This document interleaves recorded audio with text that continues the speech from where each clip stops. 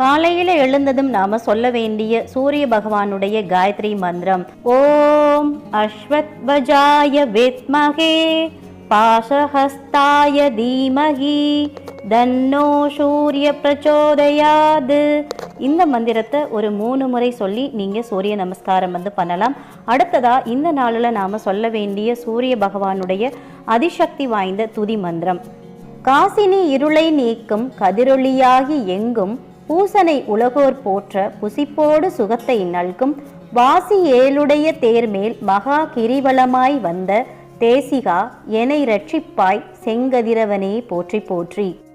இந்த துதி மந்திரத்தை ஒரு 10 முறை நாம் சொல்லணும். இதை பார்த்தீங்கன்னா தினமுமே காலையில் நீராடி விட்டு கிழக்கு நோக்கி சூரிய பகவான் உதிக்கக்கூடிய அந்த திசை நோக்கி நின்று சூரிய பகவானை பார்த்து இந்த 2 மந்திரத்தையும் சொல்லலாம். ஆதித்ய ஹிருதயம் தெரிந்தவர்கள் அதை சொல்லலாம். ஞாயிற்றுக்கிழமை அதுவும்